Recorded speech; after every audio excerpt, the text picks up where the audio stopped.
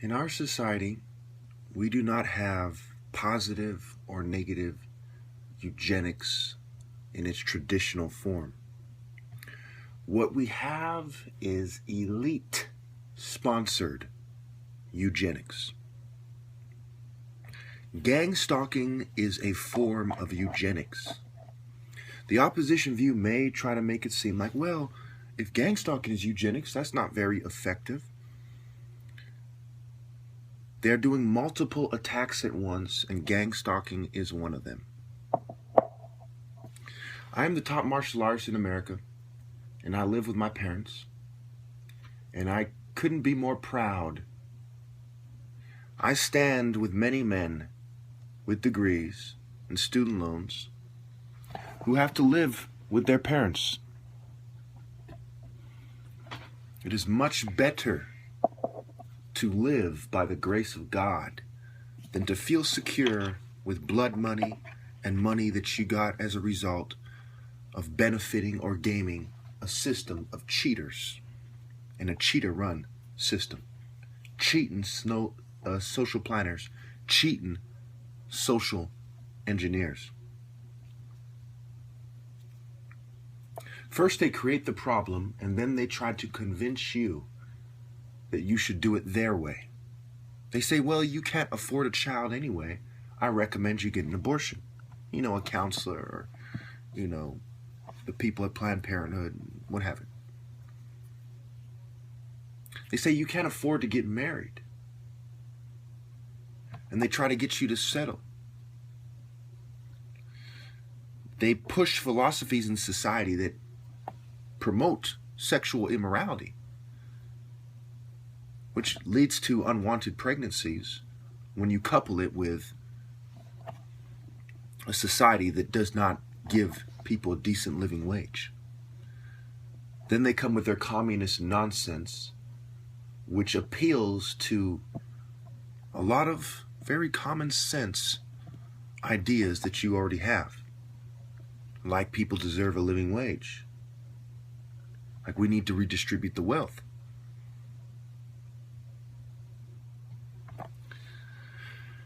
A lot of you know these things already. What you don't know is this. No one has been given less of a fair shake in life based on their natural ability and what they're able to get in life than I have. I think faster, more effectively, more critically than other people. I present superior arguments as a result. The proof is in the pudding. I have 175 IQ. And over the years, the IQ has been seriously hindered. It bounced from anywhere from 130 to 140. And that's when I wasn't drunk or extremely high. Because of psych meds, I promise you their studies on IQ and psychiatric medications are false. All it takes is one person who is completely batshit crazy, unable to take the test, to skew the entire test. Do the math yourself. Say you take 10 people whose IQ remains relatively the same. Some of them increases a little bit, some of them slightly decreases. You add one person whose IQ dramatically changes. It skews the results of the test to make you think that, on average, psych meds improve the IQ. And this is just one of many, many tricks. The most common trick that no one ever wants to talk about is selecting the participants of your study, handpicking them. It's the same thing they do with their marketing campaign. They have actors. They handpick the person they put in their commercial. It's one of the oldest tricks in marketing. And when you consider that the results of studies are part of the marketing, quite often they cite studies. Well, studies show that our drugs help people improve this, this, and this. They know it's going to be part of their marketing. They know it's going to be part of their reports that they send to the FDA. They know they can handpick the studies that they send to the FDA and disregard the other ones. Discard them completely.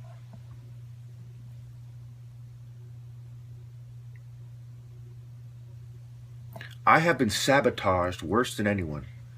And being from a well-off family, I should have had all the opportunities in the world. To say that I had more opportunities than the next man is like saying, you know, hey, you don't have a parachute, but feel free to skydive. Look, you had the opportunity to skydive. The fact that we didn't offer you a parachute, there wasn't a parachute available, is irrelevant. It's that kind of nonsense.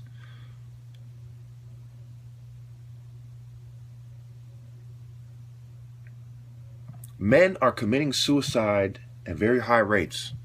They're living with their parents at high rates. And their dating lives are sabotaged. And who can't afford to date?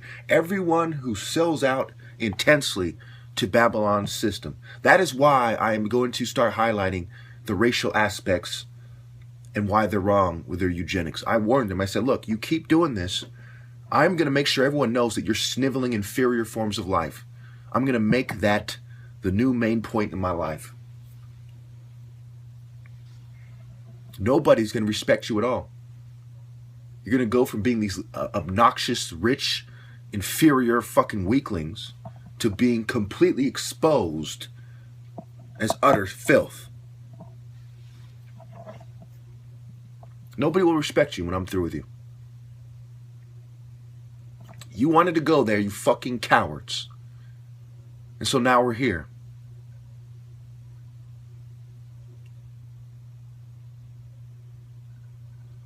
Eugenics in an artificial system run by, planned and executed by the same people who fund and create the eugenic policies is an absolute disgrace. It is unfair. It is unscientific. And just like everything else they do, it is set up to play out in their favor.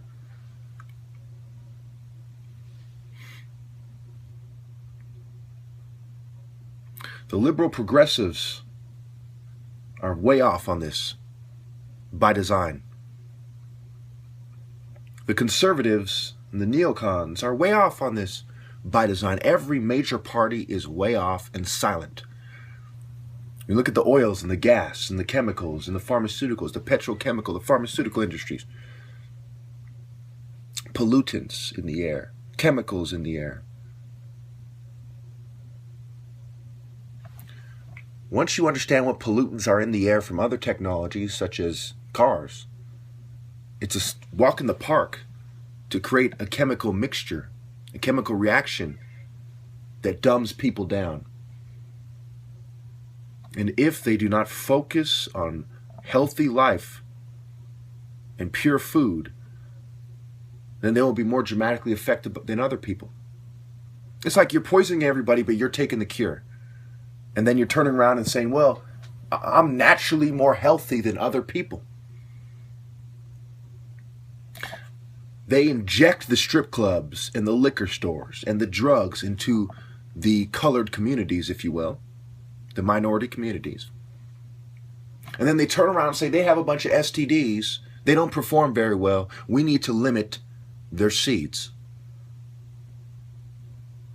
Don't you see how this works? And I always see these white yuppie eugenicists everywhere. They're the ones that the Jews chose to be the public face of eugenics. The Jews operate behind the scenes. And they make it seem like they know how you feel.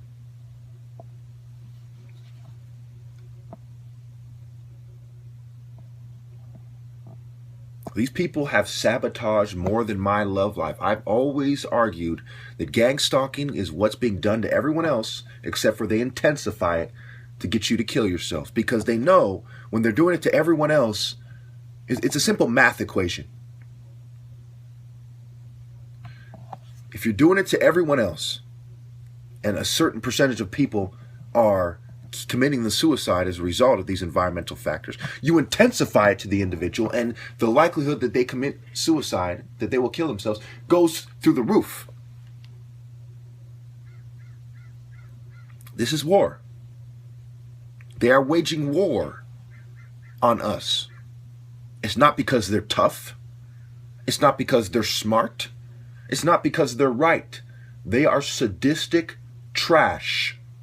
And they like taking advantage of people when they're down. Like Tupac said in Panther Power. The government enjoys when my people are down so they can screw us around. Part of what they're doing here is not just creating a satanic environment because they are atheistic Satanists, but creating an environment where there are tons of desperate people, many of them attractive, just like Germany after World War I, so that they can take advantage of these people sexually, spiritually, politically, socially.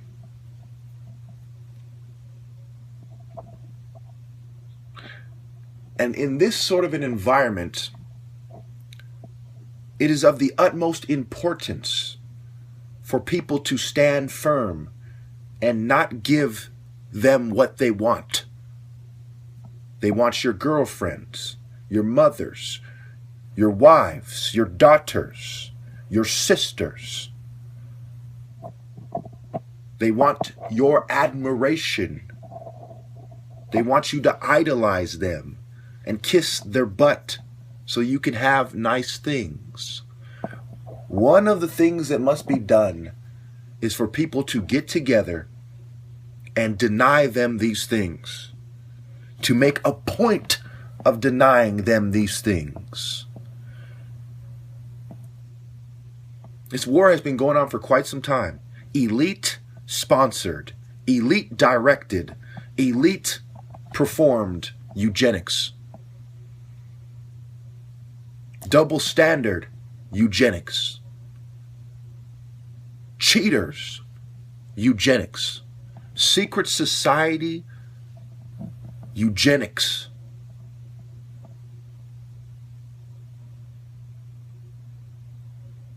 They are liars. They are thieves. Anytime you convince someone to have sex with you when they otherwise would not have is rape. As soon as there are drugs in the situation, it is textbook rape. When you drug someone and they pass out, you've altered their state of consciousness. Now it's rape. When a woman is too drunk, right, she's considered having an altered state of consciousness. Even if she doesn't pass out, it is rape. When fat women take advantage of a targeted individual who's being covertly drugged with an altered state of consciousness, it is rape. When the elites are covertly drugging the masses, making them desperate, and then have sex with the most attractive of them after conditioning them to be hypergamous gold-digging harlots, it is rape. Now, one can make the argument that any time an attractive woman has sex with an unattractive rich person, it is rape. But I'm not going to make that argument. However, a good case can be made for that very idea.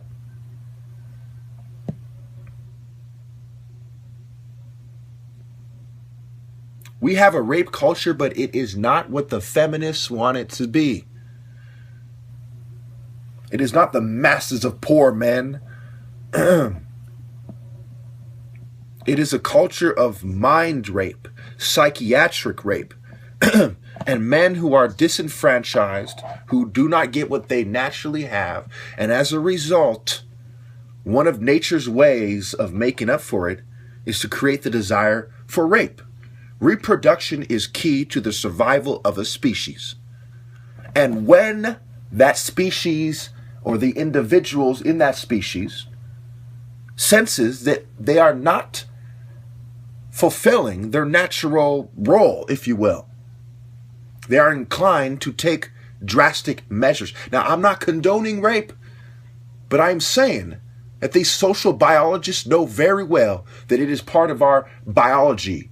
It is our innate proclivity. It is what we inherently do. And we gravitate toward the attractive members of that species. Why? Because that is conducive to reproduction. Animals are more likely to want to reproduce to animals that they're attracted to. It's the same with human beings. So we naturally have a romantic attraction, if you will, or a natural attraction to the attractive women. So what happens in this situation is that rape naturally goes up, because that is the natural tendency of a natural being in an artificial system that denies him of what he would naturally have. The root cause of the rape epidemic that's been going on for hundreds of years is the elite's policies. There is no reason we cannot live in a society where people work on their mind, body, and soul, and there are attractive people everywhere, and naturally the unattractive are screened out because they are not selected, or they find each other and there's a degree of unattractive people, which is okay. Perfectly fine. There's nothing wrong with a degree of dysgenics, if you will.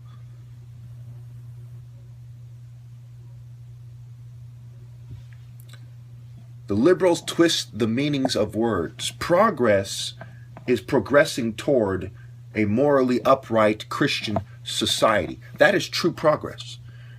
We are moving away from that, and the Satanists and the enemies of Christians, the spiritual bottom feeders, are convincing you that the reason it is like this is because of Christians, and convincing you to adopt the very philosophies that have been oppressing you for hundreds of years, especially since the advent of Freemasonry in its English form.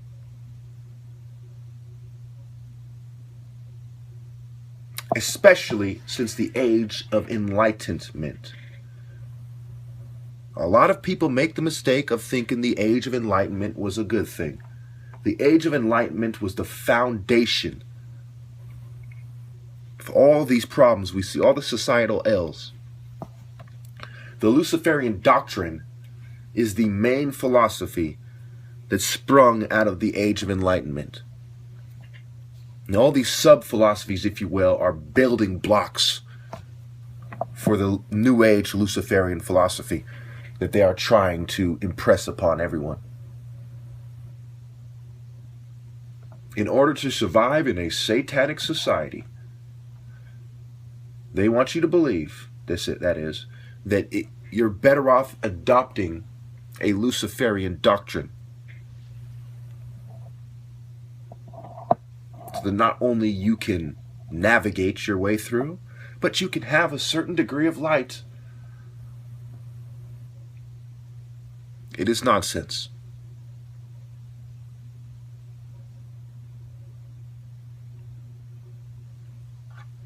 Some of you will find out the hard way the type of filth that I'm talking about. Rich people are not just greedy, they are seething with Luciferian energy. They are Satanists. They don't rely on the grace of God. They rely on their own wealth to keep their head above their water. And they live it up. They say to themselves, well, when I die, at least I'll have experienced all these wonderful things.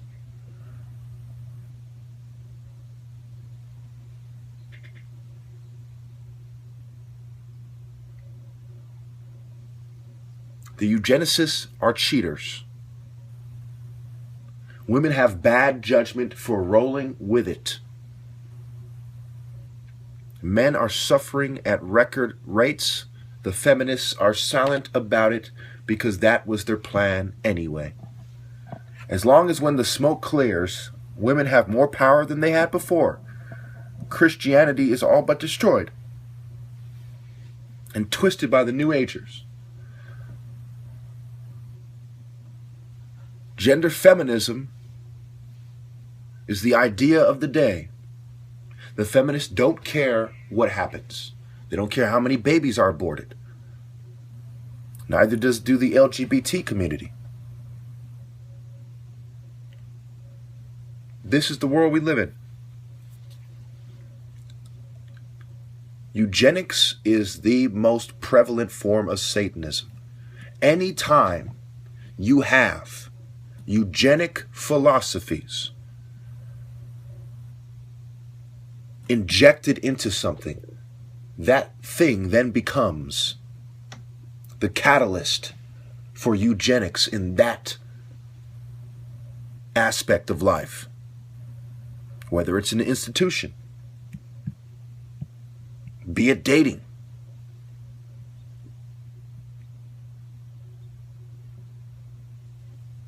one must confound the eugenicists. Why do you think they have cures for diseases that they keep to themselves? Why do you think they keep the cures to themselves and they have these, they get rid of the natural and holistic doctors? Because they want to find a reason to justify killing your children, sterilizing you, convincing you to get a salpingectomy. Which, by the way, over 1 in 5 people can never reverse. They say, well, it's reversible. It's reversible. The highest rate of, people being able to, the highest rate of success when reversing a salpingectomy that they have found is 80%, but it varies. Some studies, less than half.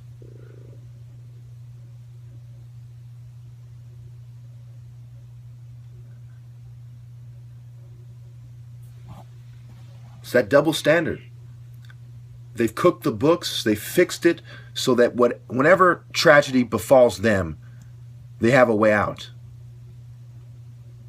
But they've made it so that there are a whole laundry list of reasons that they're going to use to convince you to abort your kids or to get a salpingectomy. For example, women. They say, well, marriage is an institution of slavery, and so is, child rearing, where you can't go out to work and get a job and quote unquote live your life, but instead you're stuck at home raising the kids. So you're better off getting your tubes tied. You can have as much sex as you want with as many people as you want. You can use your pussy power to get to where you want to be in life. You be a cum rag for all the rich people and be quote unquote successful. Instead of being, a man's slave or a child's slave at the household, a stay-at-home mom, one way or another.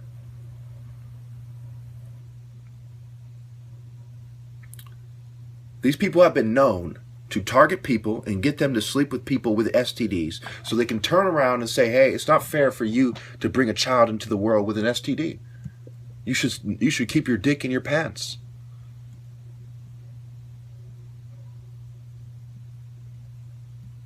It's not fair for you to bring a child into the world with a mental illness when they don't even know who has a mental illness and who doesn't, much less whether or not it will be passed down to the seed. There's not much a difference in the likelihood when it comes to the likelihood of someone with, let's say a real chemical imbalance, which is a very small group of people, having a child with a problem like that, and a rich person, with no perceived problems, right? Having a child who's defective. It's a very little difference when it comes to likelihood. They cook the books and downplay the environmental factors. If two people are raised seeing things the same way, well, they tend to behave the same way. For example, if you live in the ghetto and you are morally upright, you will have a similar response and similar behavior, in life as your parents. But if you are desensitized like your parents and you're raised with the philosophy that is some kind of paradise in the ghetto, I think Milton or Dante or someone said, the devil said, the mind is a place of its own. It can make heaven out of hell. If you are not disturbed by the ghetto, then you won't behave in a way that, is consistent with mental illness.